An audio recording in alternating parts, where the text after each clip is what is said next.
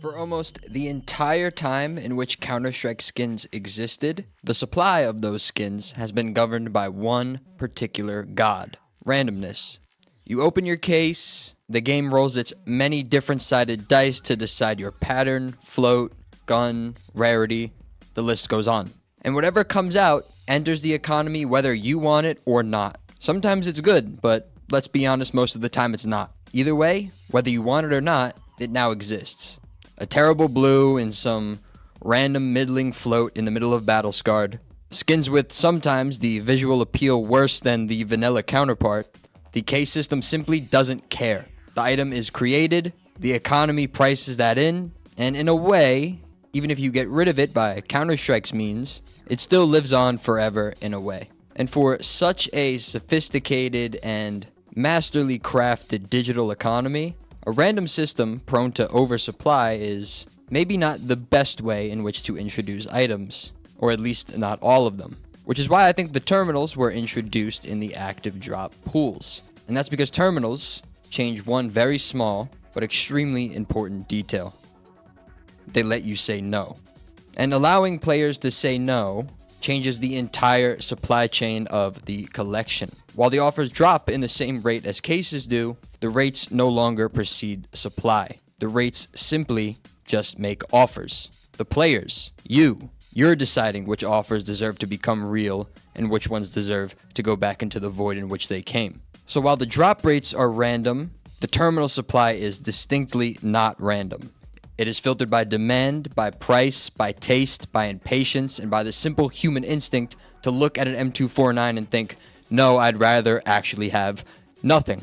And I've pulled the data from the databases in which are available to us, and the instinct to decline, the instinct to forego offers that aren't profitable or aren't enjoyable to the player or consumer looking at it, it has erased a ton of skins that would have been in the market, that would have been driving down prices, and it creates a very interesting future landscape for the terminal collections and any subsequent terminal collections in Counter-Strike 2. And that's because we need to change our mental models here. The terminal is not a case. It lives somewhere between a collection and a case, and it tries to mask itself as one, but it is very, very different. Now, to understand why terminals are strange, we have to start with cases. Because while they're not the same whatsoever, they will help us understand exactly where our logic is coming from. You buy your case, you buy your key and open it, and you receive whatever the randomly generated number generates for you. There's no negotiation or strategy involved, you just simply get what you get. It rolls and rolls and rolls, stops on a gun, and that gun is now in the game forever. And it's a reality that a lot of people tend to ignore. But we've become so used to it, so conditioned to it, that it's basically the foundation of the economy. Every case opening creates an item. It creates a uniform distribution of items across all rarity tiers. It creates uniform float values across all float ranges. And that happens too within the terminal, but only in your offer sheet, not in what actually manifests within the market. In the case system, good skins enter supply. Bad ones also enter supply. Every single Factory New Red unboxed, every single Battle-Scarred Blue unboxed. The market gets all of it, and the market has to deal with all of it. So in a way, it's a little bit outdated. The case doesn't care whether your skin is wanted, useful, beautiful, tradable, whatever it may be. But when player counts become high and supply is simply overwhelming, things need to change. Because cases used fixed rarity odds, which each rarity being 5 times more rare than the one preceding it, the supply creates exactly a pyramid in terms of manifested skins. Blues pile up at the bottom at 80%, purples sit above them at 16%, and pinks, or classified, is where it really starts to thin out. And it doesn't happen over one opening or 100 openings, but when you open 30 million cases, such as the Fever case in the Armory, the table exactly reveals a pyramid. And that pyramid is what drives the trade-up system that is oh so popular within the game.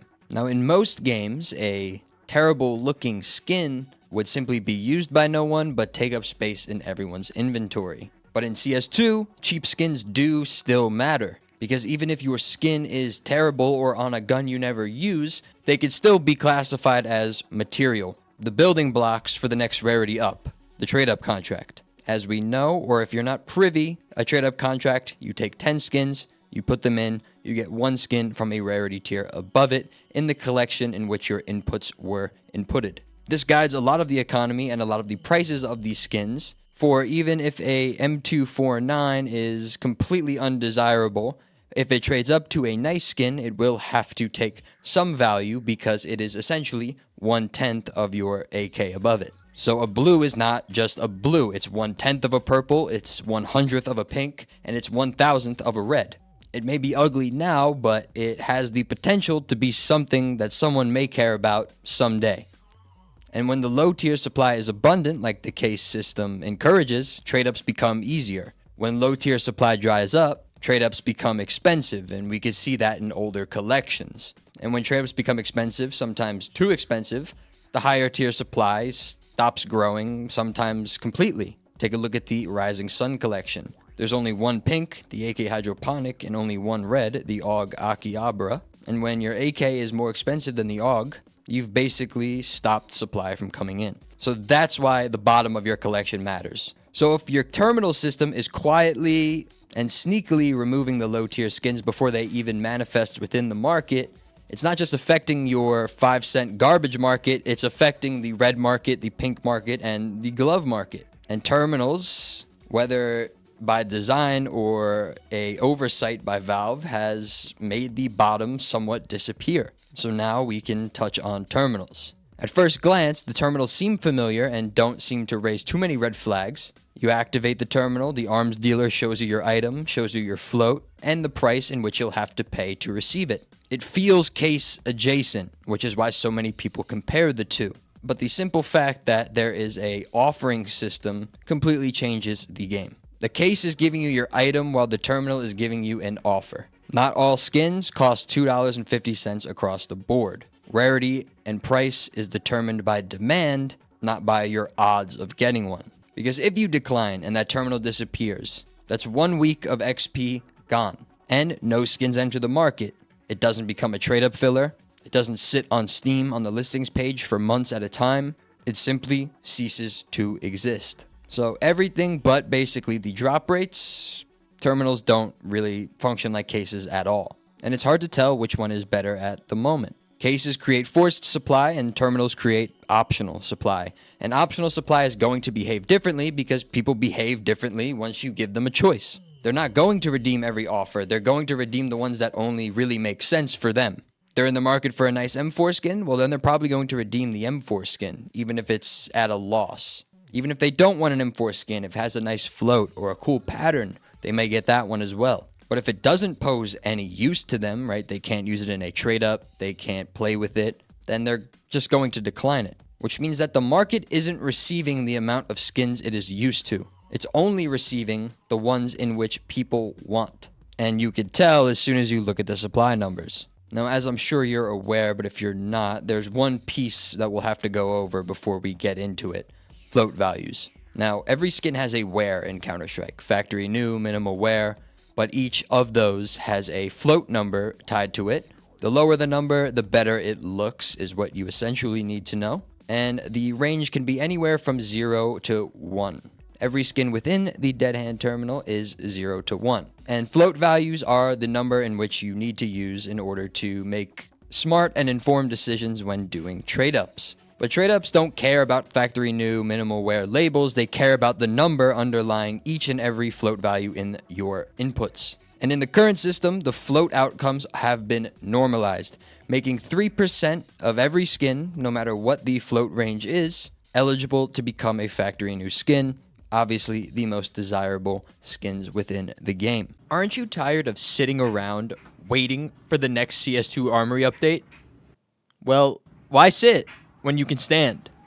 With the new E6G CyberX gaming desk from FlexiSpot, enjoy your computer to the max with the new gold standard of gaming desks in the industry. Adjust your height exactly to your liking with the new lift control feature inspired by gamers for gamers. Worry not about those golden gamer hands, gentlemen, as those bad boys now rest upon a carbon fiber tabletop, thoughtfully etched with an ergonomic curve to game at the optimal angle.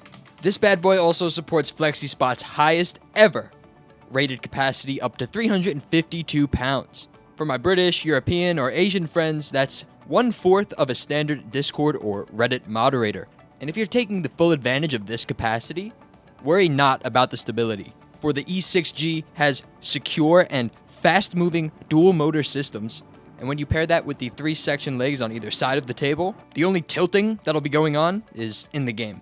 A headphone hook, a cup holder, a cable management desk. What else could you possibly need? That's right, nothing. From precise control to carbon fiber grade strength, the CyberX desk will truly redefine your game room into a command center.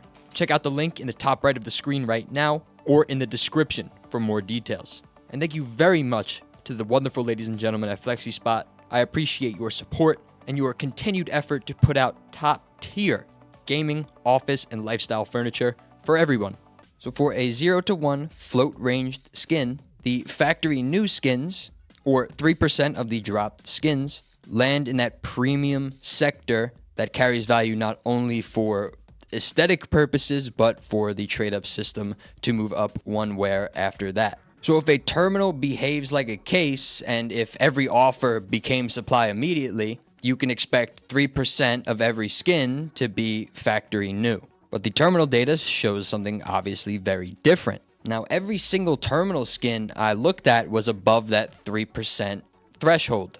The lower tier skins, factory new made up a larger proportion of them. The USP, around 9% of each instance in the market right now, was around factory new. The highest of which was the MP7 Amber line. And this number should raise some eyebrows, because as we've established, the USP and the MP7 don't drop at a 10% factory new rate. They drop and are offered 3% of the time, yet 10% of them are factory new.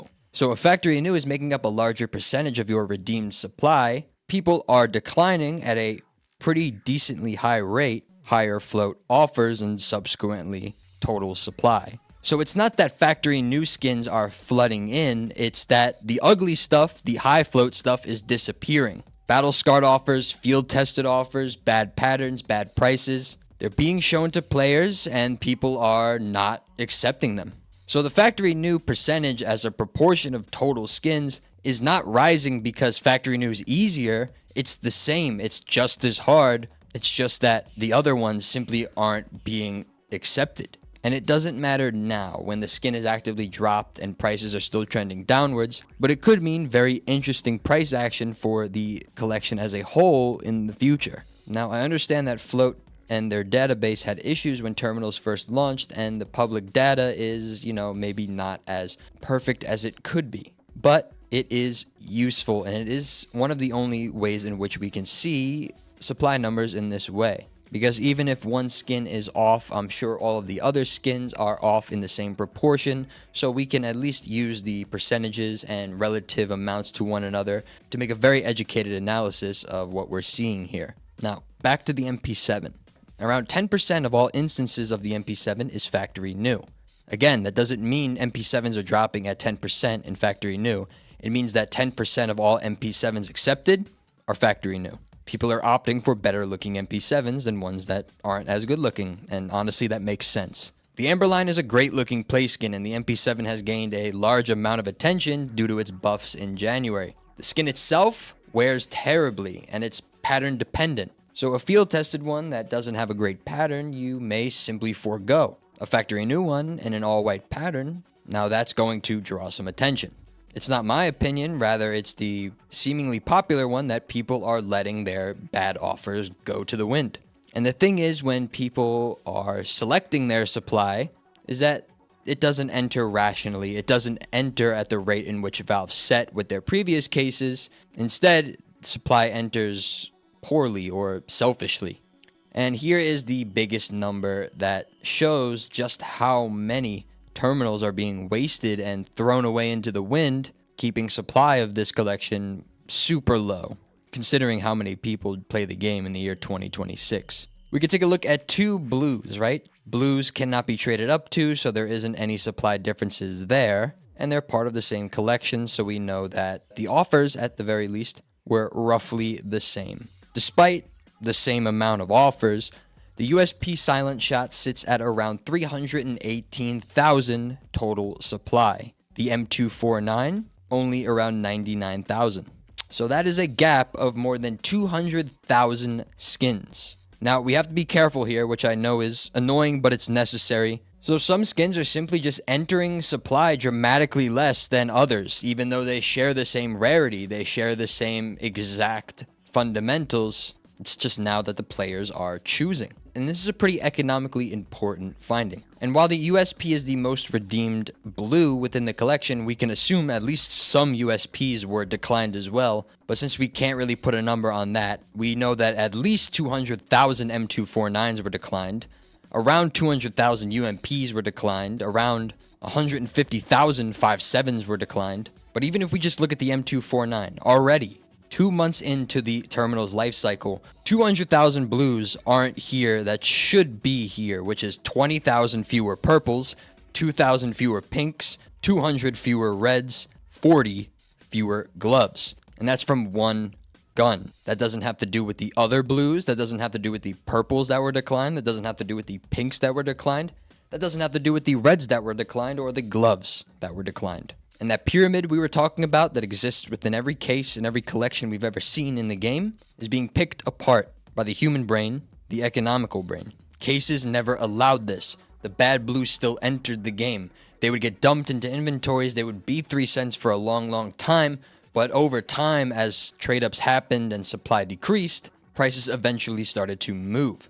But in the terminal system, bad blues can simply vanish and not exist. And that's why we cannot analyze the supplies of cases and terminals in the same manner. As soon as your distribution system goes from purely RNG to RNG plus consent, you're going to start to bend your will a little bit towards demand. Skins people want are going to get redeemed. Sometimes skins are too good to pass up, like a super low float M249. Even if you don't use the skin, you could probably sell it for quite a bit of money. You're going to purchase that. But most of the time, the things that you don't want are going to get declined. Clean floats survive, play skins survive, the ugly stuff goes away forever. So it's not how many players are playing the game, which determines how many skins are entering the game. What actually is happening is what players are willing to pay to bring into existence, and what they aren't will stay forever in the void. The easiest explanation for terminal declines is also the most boring, which means it's probably doing most of the work, and sometimes that is just that it makes no financial sense.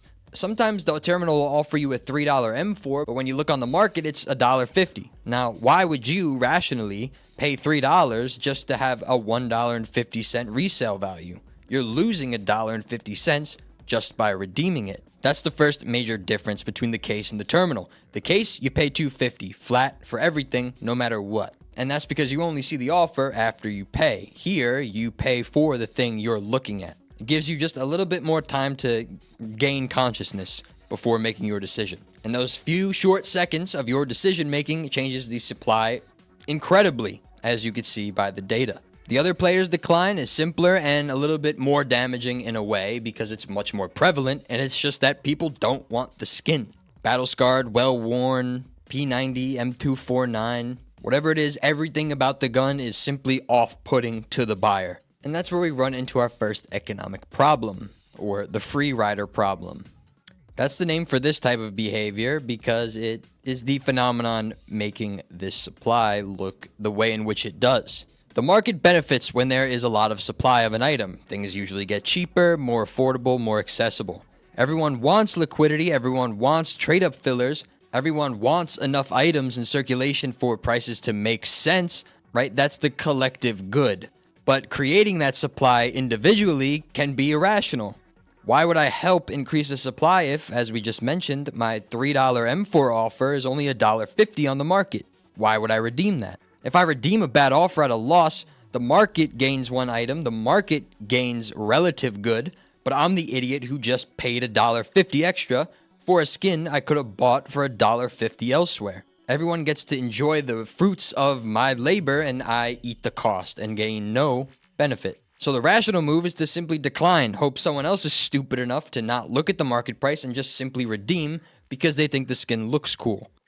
But when enough people start to think that way, the system reaches a very ugly conclusion. Everyone wants a supply to exist, but nobody wants to pay for the supply, so the supply doesn't exist. So it's not that people are irrational, it's that they're too rational. They're looking at bad offers and making the correct decision, but when enough players are making the correct decision, the collective decision is wrong. And because declining bad offers makes sense, terminal collections are going to end up much thinner, probably by design due to the high player counts and instances of bots, much thinner than their drop rates are going to imply. And terminals do their best to work around this. They filter supply over time. As prices go down, people buy on the market instead of the terminal, so the terminal prices go down.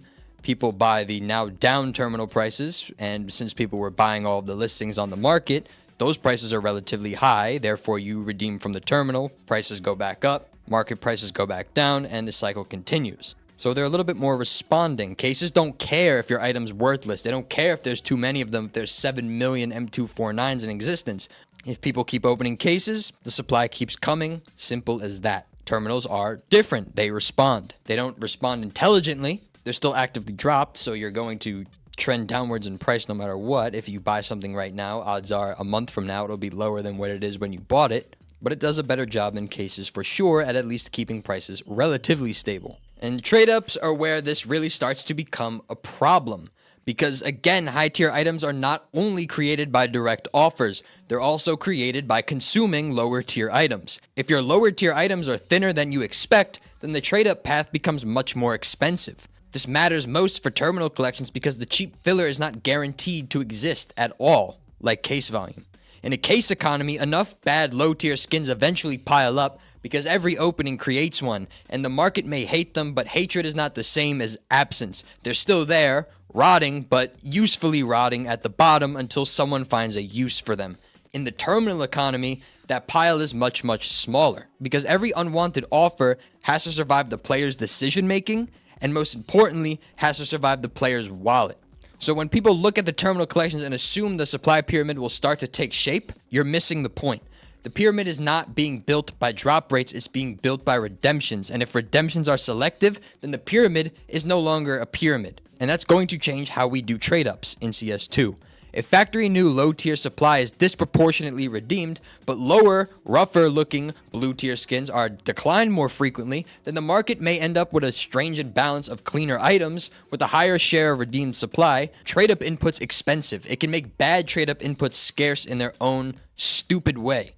And it makes higher tier outputs more hard to manufacture and it's not because the odds of rolling them changed in the terminal, it's because everything below it is being filtered out. Skins.com is the newest sponsor on our channel. They have just released a P2P trading platform looking to compete with the best players in the space. If you don't want to wait that long, they do have an insta-sell feature on the site in which the rates are the best I've seen, just straight up. When the market is down, everything is on sale. And with the deals you're getting on skins.com, you could start your position basically up 20 to 25%. Try out skins.com and be a part of the future of CS2 skin trading. I will have a code soon, so stay tuned for that. The decline button doesn't get rid of one skin. It gets rid of one skin plus 1/10 of the skin above it, 1/100th of the skin above it, and 1/1000th of the skin above that. And then we get to gloves. And gloves we'll do in episode 2 because obviously that is quite a bit of subject matter to go over here, and it definitely deserves its own. So terminals are not just cases. They're not a workaround for Valve to kind of skirt around the loophole. I think it is a very intentional system, independent of any scrutiny they received, because supply is becoming a problem here. As more players play the game, whether they're real or not, they are going to add supply to the market, and if Valve doesn't have a way in which supply doesn't manifest, then simply every single skin is going to be 3 cents over time. And the long-term implications might be very strange. So I'm not saying to go out and buy terminals today, right? They realistically have another 2.5 years to exist within the active drop pools.